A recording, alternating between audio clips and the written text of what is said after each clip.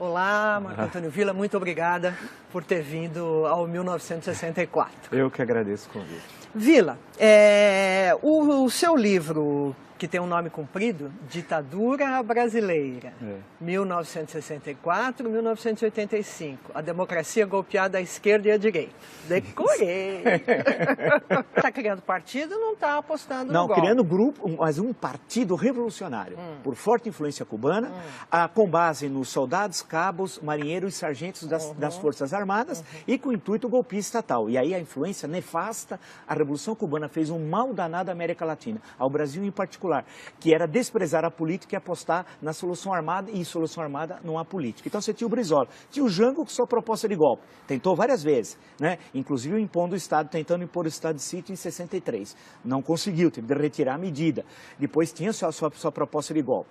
Tinha a Ligas Camponesas e o Movimento Revolucionário de Tiradentes, que era seu braço armado, que em 62 foram descobertos, a imprensa toda noticiou, 7 campos de treinamento guerrilheiro do Julião com dinheiro cubano. E sabe-se que é dinheiro cubano porque caiu um avião, foi aberta a mala diplomática e lá tem as provas dessa ligação.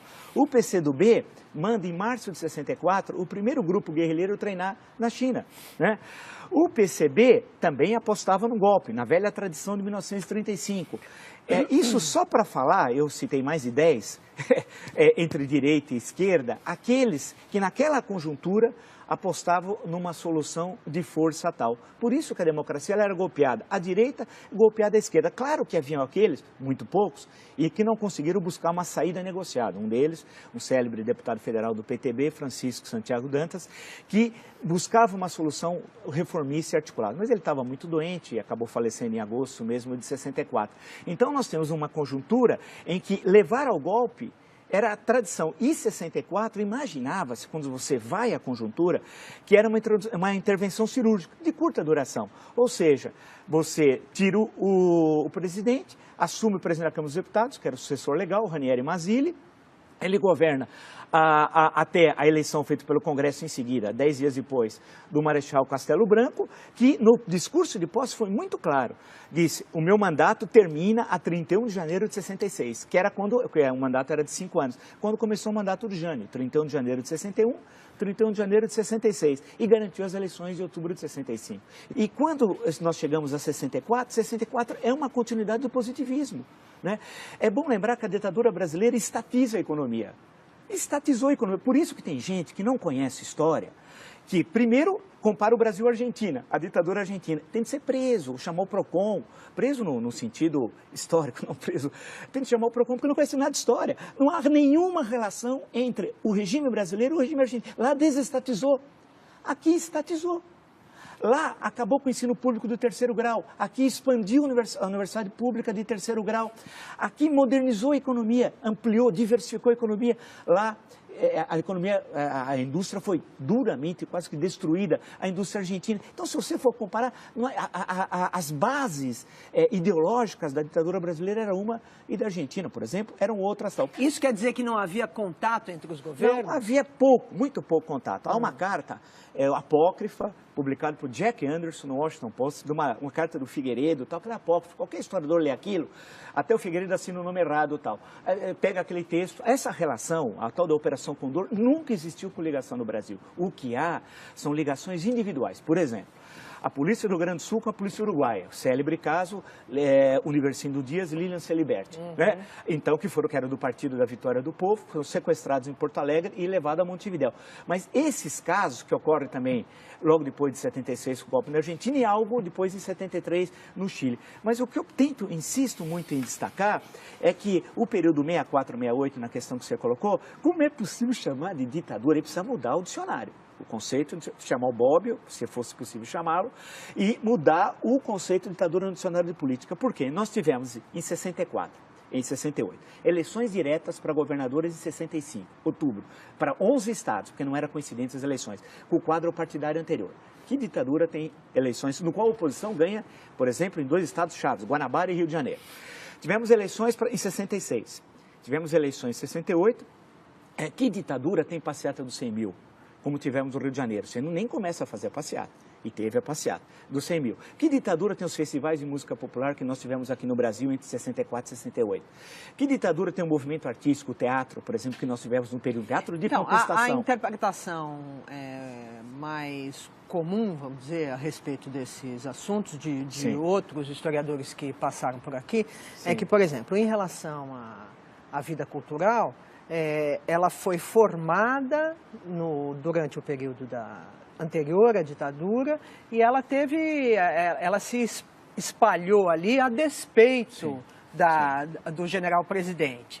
E assim, enfim, em geral, o entendimento... Pois é, mas não teve censura? Muito pouca. O Show Opinião, por exemplo, que é de 64, teve depois algumas mudanças da principal, primeiro foi a Nara, depois a Maria Bethânia e tal. Você teve algumas... É que você combinou, não é democracia. Aí que é necessário ver os conceitos. Nós temos o período 64 a 68, é uma combinação de autoritarismo com resquícios da ordem democrática da Constituição de 46. Então, nós temos um mix que explica esse período 64 a 68. Explica, por exemplo, a publicação de romances como Quarupi, do Antônio Calado, né? O teatro, a oficina, a arena e não só. Explica o cinema, né? O cinema. É bom lembrar que a ditadura queria lembrar filme para apoiar o cinema nacional. Eu queria saber que ditador na América Latina criou uma empresa para apoiar o filme nacional. Mas vê como que a coisa é diferente aqui. Então, período 68, 78. Agora, veja a contradição. Por isso que a gente não deve temer. Se construiu uma leitura do regime militar que me parece muito equivocada. Se o AI-5, como é sabido, vigorou de 13 de dezembro de 68 a 31 de dezembro de 78, em 74, nós tivemos uma eleição relativamente livre para o Senado. O Brasil tinha 22 estados. O MDB, a oposição, ganhou em 16, perdeu em 6, na verdade perdeu em 5, e no Maranhão era candidato único da Arena. Né? E o que aconteceu? Quem assistiu, se tem alguns vídeos, o regime militar que criou o horário político gratuito. A versão do regime militar não havia, que era para igualar a Arena e MDB. Quem lembra, Orestes Quercia, candidato aqui em 74, explicando a concentração de salários, fazendo um gráfico com dados do Diese, né, do Barelli, e mostrando a... Teve alguma ditadura que teve eleição? Teve eleição na Argentina, no Chile? Claro que não. Agora, o que tinha? Tinha cassação, claro. Em seguida, o que acontece? Você tem parlamentares, já eleitos em 74, numa vitória histórica, algumas eleições do Lisânias Maciel.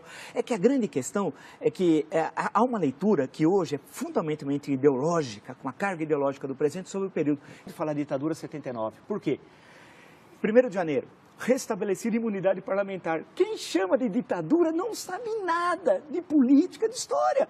Você imagina ter imunidade parlamentar no dia 1º de janeiro de 79, você não pode caçar mais ninguém. 8 meses depois, em agosto, é anistia. E todos foram libertados. Alguns não foram, mas foram logo depois, todos. E saíram, tinham cerca de, eu tenho um número no livro, são 70, 80. É bom lembrar que no Estado Novo tinha 10 vezes mais, quando veio a anistia em 45. Aí, eleição de 82, chamada de ditadura, eleições que você tem 5 partidos, um dos quais se proclamava socialista, o Partido dos Trabalhadores. E com a vitória da oposição em São Paulo, Franco Montoro, Minas, Tancredo Neves, Rio, Leão Brizola, não só a vitória, mas a posse. Então, chamar o período 79 a 85 e em 84, especialmente entre janeiro e abril, a campanha das diretas. Quer dizer... Mas isso já era o fim da ditadura. Mas não é mais ditadura. Tá bom. Okay. Porque não existe ditadura com liberdade, com comício, com 1,5 milhão nas ruas. Não há na história do mundo. Nem na ditadura romana, que tinha outro caráter. Escuta, Vila, você mencionou, enquanto você estava na sua última resposta, que há uma leitura ideológica do período. Sim. De quem é esta leitura e por que ela lê do jeito que lê? Na sua opinião? Olha, e daí que eu acabo diferindo de muitos. Quando vem a anistia, retorna ao Brasil, acaba com o banimento, vem os caçados, exilados, perseguidos, etc. E os que estavam aqui voltam a ter vida legal e tal, né? Por isso que não pode chamar de ditadura. Eu vi o Gregório Bezerra, um dos vítimas logo em abril de 64, que a gente puder lembrar, Recife, falando aqui no Largo São Francisco.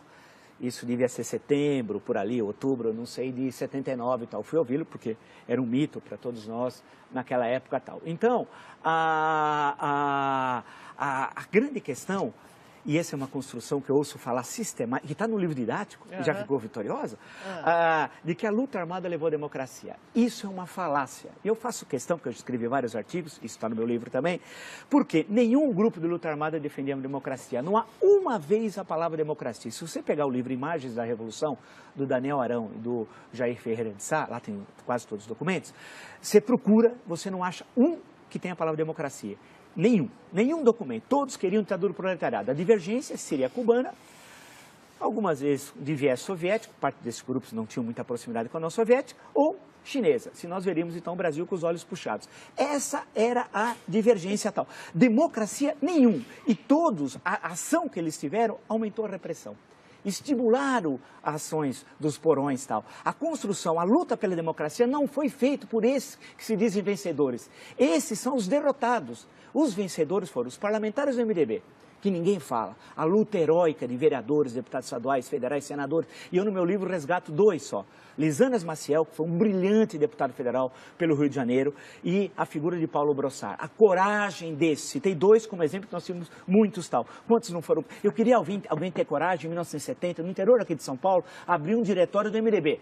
O padre na missa ia falar, não se misture com aquele homem perigoso que abriu o diretório do MDB e tal. Então esse é o MDB, o papel da Igreja Católica fundamental, e no caso de São Paulo, a figura épica de Dom Paulo Evaristo Arnes, do movimento estudantil, do movimento sindical, dos intelectuais, jornalistas, artistas, da dona Terezinha Zerbini, que abriu aqui o movimento feminino pela anistia. Todos esses estavam falando em quê? Democracia, respeito ao voto. Os grupos de luta armada desprezaram. Eu faço questão, no meu livro cito, leiam, entram no Google, Mini Manual do Guerrilheiro Urbano, leiam.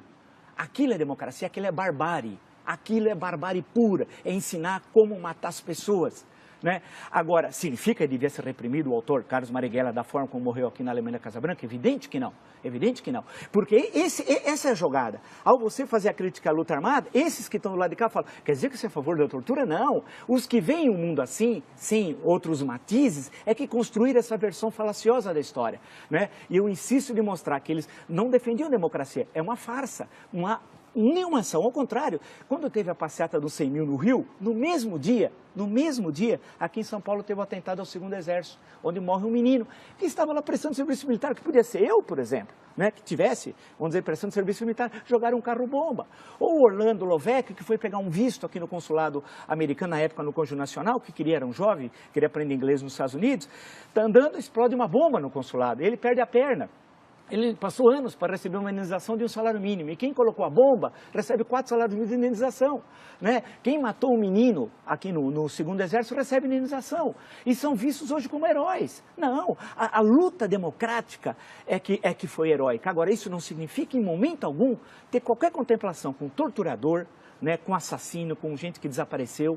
E, por hipótese alguma, esses têm de sofrer esse opróbrio da história. Temos de sempre lembrar essa barbárie aqui do DOPS em São Paulo, vou lembrar a figura do Fleury, o Sealing em Porto Alegre, o Davi Razan, Minas Gerais. Quer dizer, nós temos de lembrar como exemplos do mal, né? A mal que nós nunca devemos voltar a ter e defender a democracia e as liberdades. Eu acho que essa é a nossa grande tarefa e não deixar que o resgate daqueles que lutaram em defesa da democracia seja apropriado por aqueles derrotados, que impulsionaram inclusive a ditadura, porque a cada ato terrorista, maior a repressão, maior a violência, maior a censura. Então, portanto, eu sei que eu remo, usando uma expressão leninista, eu remo contra a corrente, tendo essa outra leitura, porque é mais fácil fazer o discurso do óbvio, mas é o discurso falacioso e que, no fundo, reforça a tradição autoritária brasileira.